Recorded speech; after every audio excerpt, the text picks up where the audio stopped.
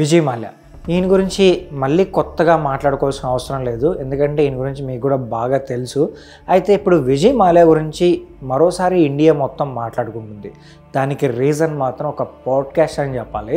And పాడ్కాస్టే కాకపోయినా RCB cup గెలవడం వల్ల ఆయన కూడా మంచిగా సెలబ్రేట్ చేసుకున్నాడు.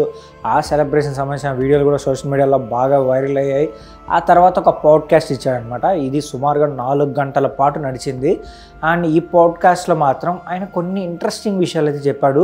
ఇప్పుడు వీటి గురించి చాలామంది అయితే డిస్కస్ చేస్తున్నారనమాట. అంటే ఇవి ఎంతవరకు నిజం, ఆయన చెప్పింది ఎంతవరకు నిజం అనే దాని గురించి చాలామంది అయితే మాట్లాడుకుంటున్నారు. ఇంతకు ఆయన పాడ్కాస్ట్లో ఏం మాట్లాడారు, అలాగే ఈ బ్యాంకుల నుంచి తీసుకున్న అప్పు గురించి ఏం మాట్లాడారు, మన ఇండియా వదిలేసి యూకేకి పారిపోవాల్సిన అవసరం ఏమొచ్చింది అనే దాని గురించి కూడా మనం ఈ వీడియోలో డీటెయిల్గా మాట్లాడుకుందాం. నేను లాగ్ చేయకుండా సింపుల్గా ఆయన ఏం మాట్లాడారు, ఏం చెప్పారనే దాని గురించి చాలా సింపుల్గా చెప్తాను. మీకు బాగా అర్థమవుతుందని నేను అనుకుంటున్నాను.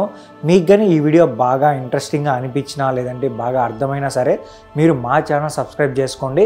మీరు మా ఛానల్ సబ్స్క్రైబ్ చేసుకుంటే ఇలాంటి ఇంట్రెస్టింగ్ వీడియోస్ చేయడానికి నాకు కూడా కొంచెం ఇంట్రెస్ట్గా అనిపిస్తుంది.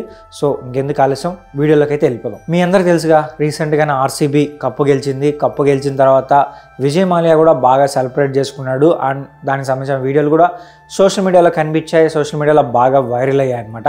ఆ తర్వాత కొన్ని రోజులకే విజయ్ మాల్యా ఒక పాడ్కాస్ట్లో అయితే కనిపించారనమాట.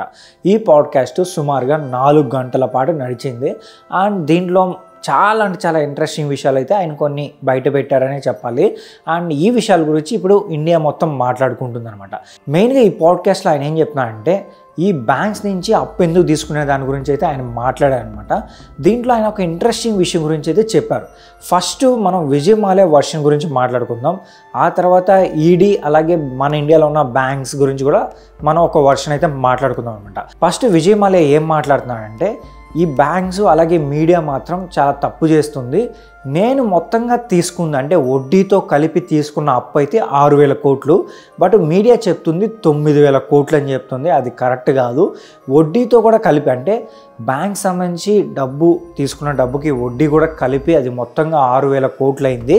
సో నేను తీసుకున్న 6,000 కోట్లు అయితే మాత్రం మీడియా ప్రజలకి 9,000 కోట్లు తీసుకుందని చెప్పి సో వాళ్ళైతే టీఆర్పీ రేటింగ్స్ కోసం వాళ్ళు అలా మాట్లాడుతున్నారు. అది కరెక్ట్ కాదని చెప్పి విజయ్ మాల్యా అయితే చెప్తున్నాడు అనమాట. మరో విషయం ఏం చెప్తున్నాడంటే ఈ బ్యాంక్స్ అంటే నేను వెళ్ళిపోయిన తర్వాత, ఇండియాను వదిలేసి వెళ్ళిపోయిన తర్వాత బ్యాంక్స్ వాళ్ళు నా ఆస్తి మొత్తం వేలం వేసి సుమారుగా 14,000 కోట్లు అయితే వాళ్ళు కలెక్ట్ చేసుకున్నారు. అంటే ఆ లెక్కను చూసుకున్నా అంటే నేను ఎలా దొంగనవుతాను, నేను దొంగను కాదు కదా, సో నా డబ్బు అంతా నేను తిరిగి ఇచ్చేసినట్టే కదా అని చెప్పి విజయ్ మాల్యా అయితే ఒక వర్షన్లో చెప్తున్నాడు అనమాట.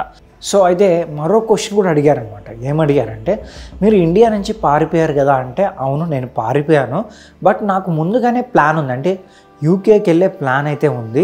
సో ఆ తర్వాత కొన్ని పరిస్థితులు అనుకూలించకపోవడంతో నేను అక్కడే ఉండిపోవాల్సి వచ్చింది అని విజయ్ మాల్యా అయితే చెప్తున్నాడు అనమాట. సో ఈయన ఈ 2 వర్షన్లు అయితే చెప్తున్నాడు. అండ్ మరో వర్షన్ అసలు ఈ విజయ్ మాల్యా అనే వ్యక్తి ఇంత అప్పు చేయడానికి కారణం గురించి కూడా మాట్లాడారనమాట. సో అందుకు మెయిన్ రీజన్ ఏంటంటే ఇప్పుడు విజయ్ మాల్యాకి చాలా బిజినెస్ అయితే ఉన్నాయి. అందులో కింగ్ఫిషర్ బీర్ కావచ్చు, అలాగే కింగ్ఫిషర్ ఎయిర్లైన్స్ కావచ్చు, ఆర్సీబీ టీం మన ఐపీఎల్లో బాగా ఫేమస్ అయిన టీం ఆర్సీబీ టీం ఉంది, అలాగే ఫార్ములా 1 టీం కూడా ఉంది. అండ్ బెంగళూరులో ఒక సిటీ మాల్ కూడా ఉందన్నమాట. చాలా పెద్ద మాల్ అని చెప్పాలి ఇది. అండ్ ఇలా రకరకాల బిజినెస్ అయితే ఆయనకు ఉన్నాయన్నమాట. ఈ బిజినెస్లో ఆయనకి మెయిన్గా బాగా నష్టం కలిగించిన బిజినెస్ ఏదైనా ఉంది అంటే మాత్రం అది ఎయిర్లైన్స్ బిజినెస్ అనే చెప్పాలన్నమాట. సుమారుగా 2000 సంవత్సరంలో అయితే కింగ్ఫిష్ ఎయిర్లైన్ అయితే స్టార్ట్ చేశాడు.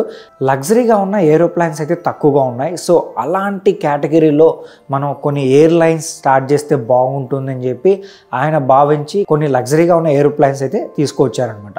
బట్ ఏమైంది, 2008లో ఫైనాన్షియల్ క్రైసిస్ వచ్చింది. అండ్ ఇంధనం రేట్లు కూడా బాగా పెరిగిపోవడం వల్ల ఈయన ఎలాంటి పరిస్థితికి వచ్చాడంటే వాళ్ళ స్టాఫ్కి కూడా జీతాలు ఇవ్వలేని పరిస్థితికి అయితే వచ్చాడనమాట. అలాంటి సిచ్యువేషన్లో ఉన్నప్పుడు ఏం చేయాలో తెలియకన్నా అంటే ఎలా ఇప్పుడు జీతాలు కూడా ఇవ్వాలి కాబట్టి ఎలా ఈ సిచ్యువేషన్ నుంచి ఎలా బయటపడాలి అనుకున్న టైంలో ఏంటంటే అప్పుడు ఆర్థిక మంత్రిగా ఉన్న ప్రణబ్ ముఖర్జీ గారు ఏం సలహా ఇచ్చారంటే నువ్వు దీన్ని కంటిన్యూ చేయి, సో బ్యాంక్స్ నుంచి అప్పు తీసుకో అన్నట్టుగా ఆయన అయితే సలహా ఇచ్చాడనమాట. ఆ సలహా ప్రకారమే ఆయన బ్యాంక్స్ నుంచి అప్పు తీసుకొని ఈ బిజినెస్ అయితే ముందుకు తీసుకురావడానికి ట్రై చేశాడు. కానీ ఏమైంది, సో బిజినెస్కి ఎంత పెట్టినా కూడా అది పెద్దగా సక్సెస్ అవ్వకపోవడం వల్ల ఆయన పూర్తిగా క్రైసిస్లోకి అయితే పడిపోయాడు అనమాట. ఎంత క్రైసిస్ అంటే ఆయన స్టాఫ్కి అంటే ఆయన దగ్గర వర్క్ చేసే ఎంప్లాయీస్ కూడా జీతాలు ఇవ్వలేని పరిస్థితికి అయితే వచ్చారు. అండ్ ఇంకా బ్యాంక్స్కి ఏం డబ్బు కడతారు చెప్పండి. సో అంటే ఎంప్లాయీస్కే జీతాలు ఇవ్వలేదంటే బ్యాంక్స్ కూడా సో తీసుకున్న డబ్బుకి వడ్డీ కూడా కట్టలేకపోయాడు అనమాట. సో దాంతో ఏం చేశాయంటే బ్యాంక్స్ కొంచెం ప్రెజర్ చేయడం వల్ల విజయ్ మాల్యా అయితే మాత్రం మన ఇండియా నుంచి యూకేకి అయితే పారిపోయాడు అనమాట. ఆ తర్వాత సుమారుగా ఇండియాలో ఉన్న 10 బ్యాంక్స్ అయితే మాత్రం విజయ్ మాల్యా పైన కేసు వేశారు. అండ్ యూకే గవర్నమెంట్కి అలాగే యూకే కోర్టులో కూడా మన ఈడీ కూడా కేసు వేసింది అనమాట. అంటే ఏంటంటే ఈయన ఇక్కడ ఇంత అప్పు చేసి అక్కడికి పారిపోయాడు, సో మీరు అతన్ని ఇక్కడికి పంపిస్తే ఇక్కడ ఉన్న పోలీసులు ఇక్కడ ఉన్న గవర్నమెంట్ ఆయన అరెస్ట్ చేస్తుంది, ఆ డబ్బును రాబట్టుకుంటుంది అని చెప్పి వాళ్ళు కూడా కేసు వేశారు. బట్ ఆ కేసు కొద్ది రోజుల వరకు నడిచింది. అంటే ఈయన 2016లో యూకేకి పారిపోతే 2018 వరకు అక్కడ కేసు నడిచింది. 2018లో యూకే కోర్టు కూడా సో విజయ్ మాల్యా తప్పు చేశాడు, అతను తీసుకెళ్ళాలి అన్నట్టుగా వాళ్ళు కూడా తీర్పు ఇచ్చారనమాట. బట్ ఆ సమయంలో విజయ్ మాల్యా ఏం చేశాడంటే మానవ హక్కుల ద్వారా ఒక అప్పీల్ చేసుకున్నాడు అనమాట. దాంతో ఏమైందంటే ఆ కేసు అలా డిలే అవుతూ వస్తూనే ఉంది. అండ్ ఇది దాని వెనుకున్న బ్యాక్ స్టోరీ అయితే ఇదనమాట. బట్ విజయ్ మాల్యా ఏం చెప్తున్నాడంటే నేను దొంగని కాదు, నా ఆస్తులు వేలం వేసేసి దాంట్లో వచ్చిన 14,000 కోట్లు అయితే ఇక్కడున్న బ్యాంక్స్ అలాగే ఈడీ అంతా జప్తు చేసుకున్నారు. ఇప్పుడు నేను ఎలా దొంగనవుతాను? ఓకే నేను పారిపోయాను, బట్ ఏంటంటే అప్పుడున్న పరిస్థితుల్ని ఎలా తప్పించుకోవాలో తెలియక నేను పారిపోయాను, అంతేగాని సో నేనైతే దొంగను కాదు అని చెప్పి విజయ్ మాల్యా అయితే చెప్తున్నాను అనమాట. ఇప్పుడు ఈడీ అలాగే బ్యాంక్స్ ఏం చెప్తున్నాయో కూడా మనం మాట్లాడుకుందాం. సో ఫస్ట్ ఈడీ ఏం చెప్తుందంటే ఇక్కడున్న ప్రజల సొమ్ము, అంటే ఇప్పుడు మనలాంటి సామాన్య ప్రజలు ఉంటారు కదా, వాళ్ళు ఏంటంటే బ్యాంక్లో ఫిక్స్డ్ డిపాజిట్ కానీ బ్యాంకులో డబ్బు పెట్టడం కానీ జరుగుతుందన్నమాట. ఆ డబ్బుని బ్యాంక్స్ ఏం చేస్తాయంటే కొంతమంది బిజినెస్ మ్యాన్స్కి అప్పుగా ఇస్తూ ఉంటారు. అలా ప్రజల డబ్బుని ఈ విజయ్ మాల్యా తీసుకొని ఆ డబ్బుని లగ్జరీస్గా ఆయన అనుభవించాడు, ఆయన లగ్జరీస్గా బతకడం కోసం ఆయన తీసుకున్నాడు అని ఈడీ అయితే ఆరోపణలు చేస్తుంది. దానికి రీజన్ కూడా ఉంది. ఇప్పుడు ఫార్ములా 1 టీం అనేది చాలా బాగా డబ్బు పెట్టి కొనుక్కోవాల్సిన టీం అనమాట. అలాంటి టీం కూడా ఒకటి కొనుక్కున్నాడు. దానికి కూడా కింగ్ఫిషర్ బీర్ సంబంధించిన యాడ్స్ ఎక్కువగా ప్రమోట్ చేసేవాడని కూడా ఈడీ అయితే ఆరోపణలు చేస్తుంది. మరో విషయం కూడా ఏం చెప్తుందంటే విజయ్ మాల్యా యూకేలో లగ్జరీస్ లైఫ్ కోసం అక్కడ బంగ్లాస్ అలాగే లగ్జరీస్ లైఫ్ లీడ్ చేయడం కోసమని ఆ డబ్బుని సొంతంగా ఉపయోగించుకున్నాడు అని కూడా ఈడీ ఆరోపణలు అయితే చేస్తుందన్నమాట. దీనిపైన విజయ్ మాల్యా అయితే మాత్రం నేను సామాన్య జీవితమే గడుపుతున్నాను, చిన్నప్పటి నుంచి సామాన్యుడిగానే బతుకుతున్నాను అని విజయ్ మాల్యా అయితే పాడ్కాస్ట్లో చెప్తున్నాడు. బట్ చాలామంది ప్రజలు ఏమనుకుంటున్నారంటే ఆయన లైఫ్ స్టైల్ చూసిన తర్వాత ఆయన సామాన్యుడిగా ఎక్కడ బతికాడు అనేది మాత్రం ఎవరికి అర్థం కావడం లేదు.